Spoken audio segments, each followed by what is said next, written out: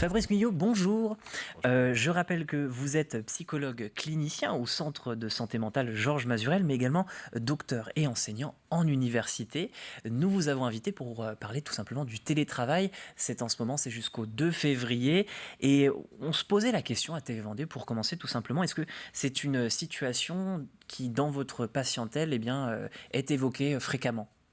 Alors fréquemment, oui, puisqu'on va assister à une montée en puissance, même si le phénomène est assez nouveau. On a assez peu de recul d'ailleurs sur cette question-là, puisqu'elle est liée à l'apparition de la numérisation de la société, les outils informatiques, les outils domotiques effectivement. Surtout, ce que l'on s'aperçoit, c'est que selon le ministère de la Santé, il y aurait à peu près 30% des métiers parmi les actifs qui pourraient être effectués en télétravail, ce qui n'est absolument pas le cas ici en France, comparé à d'autres pays plus avancés. Alors ça introduit effectivement une dimension assez spécifique et particulière et des problématiques qu'on peut repérer quand même malgré tout, même si le recul est encore très tôt et très court, et que les éléments que l'on a sur les études qui ont été faites sur cette question-là sont encore provisoires et resteraient à être affinés avec le temps. Ce qui est intéressant de noter, c'est que certains vont nous dire qu'ils apprécient fortement le télétravail et d'autres pas du tout. Comment on explique en fait cette disparité ? Certains aiment ce confort et d'autres non. Alors, pour rendre hommage à Molière, puisqu'on fête son anniversaire de naissance, ça dépendra effectivement des complexions de chacun et des affinités, des profils psychologiques. Tout simplement, on pourrait dire que certains sont plutôt nomades et d'autres plutôt sédentaires. Certains apprécieront effectivement le confort de pouvoir travailler dans un cadre qui est plus familier, en général plutôt au domicile. D'autres, au contraire, qui ne le supporteront pas, tout simplement. Alors, ce qui est important de préciser, c'est que le Code du travail précise très bien que les activités de télétravail qui peuvent être proposées aux personnes qui l'exercent doivent relever d'une démarche volontaire pour l'employé et évidemment pour l'employeur. Ça implique donc que la personne concernée peut le choisir ou le refuser. Même si la crise sanitaire à l'heure actuelle a pu peut-être contraindre et imposer cet aspect, et on en a vu aussi les avantages, dans le milieu des enseignants, dans le milieu de certaines professions, pouvoir continuer son activité malgré les différentes mesures de confinement et de restriction, ça peut avoir des avantages. Et même si ce caractère volontaire-là a pu être levé, néanmoins, le Code du travail est très précis, ça concerne des personnes qui le demandent volontairement. Ce qui est problématique aussi, c'est que on voit bien que, comme vous le dites, il y a déjà une question de volonté et que c'est un petit peu remis en cause par cette crise sanitaire. Il y a ce régime d'exception qui est Oui, en place. tout à fait. Ce qui est difficile, c'est tout simplement qu'on a l'impression parfois que c'est au-dessus de nous, ça nous dépasse et c'est parfois difficile et pesant sur l'esprit. Qu'est-ce que vous conseilleriez face à ce ressenti ? Alors, face au ressenti, effectivement, situation exceptionnelle concernant la crise sanitaire, mesures exceptionnelles, mais également mesures transitoires. C'est ce que, de toute façon, il va se produire, puisque le télétravail imposé touche à son terme, par exemple, pour le mercredi ou le mardi, ou le mercredi, Le je 2 crois, 2 février. février, hein, c'est ça.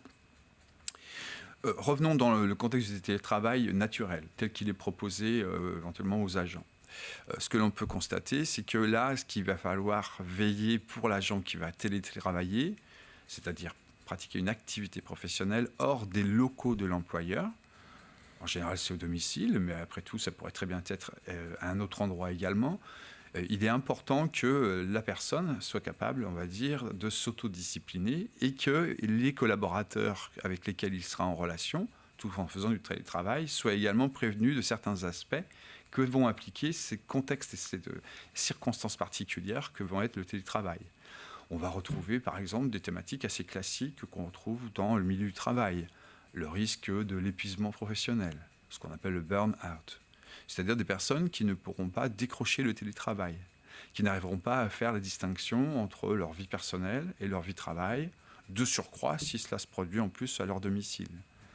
Inversement, on retrouvera également des personnes qui vont apprécier cela sur une période bien déterminée, mais qui, à terme, sur un délai plus ou moins long, quelques mois parfois, quelques années, découvriront que c'est finalement beaucoup plus contraignant qu'ils ne l'imaginaient et qu'il vaudrait mieux qu'ils reviennent dans un contexte de travail plus traditionnel et plus classique. Et pour ceux qui souffrent de cette contrainte-là, qu'est-ce que vous leur conseillez? Parce qu'il y a peut-être des choses qu'on peut faire pour alléger en fait cette situation déjà assez lourde. Eh bien, effectivement, c'est de développer tout ce qui va être les relations sociales dont se nourrit l'être humain, car l'être humain reste un animal social, un animal politique, comme disait Aristote. Et c'est pas simplement du fait d'avoir des relations, c'est que ça le nourrit et ça le nourrit affectivement. Et que ça le construit également et que ça lui donne un équilibre et que ça améliore sa qualité de vie. Alors on dit qualité de vie au travail, pour ce qui concerne le travail, mais également qualité de vie plus générale dans son existence. Donc il va s'agir de se discipliner, c'est-à-dire de s'octroyer des plages horaires où certes il faudra se livrer au télétravail pour répondre à des exigences ou à des échéances en fonction de l'activité, mais surtout aussi éventuellement profiter davantage d'activités sportives, profiter davantage des activités familiales, et puis se divertir à bon escient, en temps et en heure.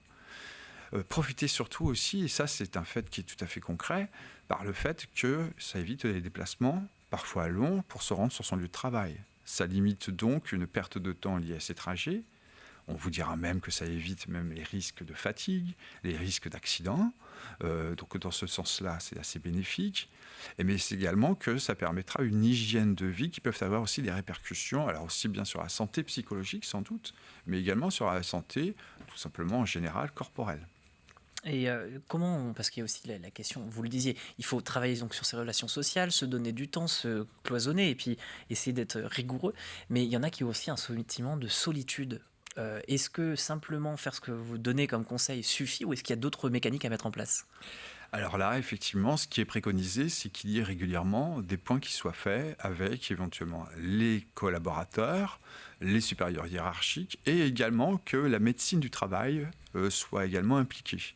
C'est-à-dire des rencontres assez régulières pour faire un point et un bilan et qui permettraient de voir si ce contexte de travail à domicile en général satisfait, convient et est toujours aussi adapté.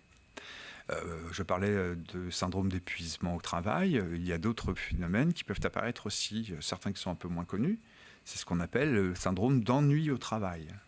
Là, ce sont des personnes qui, parce qu'ils sont peut-être un peu plus dans leur domicile, vont avoir un sentiment de dévalorisation, du fait qu'il y aura plus ces relations sociales, du fait qu'il y aura moins de contact, d'interaction avec les collaborateurs ou avec les supérieurs hiérarchiques, et qui vont désinvestir progressivement, en tout cas, leur activité. Il y a également un troisième, je le mentionne, parce qu'il est encore moins connu, il s'appelle le syndrome, justement, de la démission au travail. C'est-à-dire? C'est un intermédiaire entre l'épuisement et l'ennui. On appelle ça en anglais le syndrome du brown out. Tout simplement des personnes qui finalement ne s'y retrouvent plus dans leur activité, mais qui ont du mal à le réaliser et pour lesquelles il leur faut un interlocuteur, en général plutôt averti sur la chose, qui leur permet de réaliser que ce travail pour lequel ils avaient consacré parfois leur vie, pour lequel ils pensaient que c'était une vocation, manifestement n'est plus fait pour eux parce qu'ils n'y retrouvent plus de sens, ils n'y retrouvent plus de satisfaction et encore moins évidemment, par la force des choses, d'épanouissement. Merci Fabrice Guyot. Je rappelle que vous êtes psychologue clinicien au Centre de santé mentale Georges Mazurel et docteur et aussi enseignant en université. Merci d'avoir accepté notre invitation.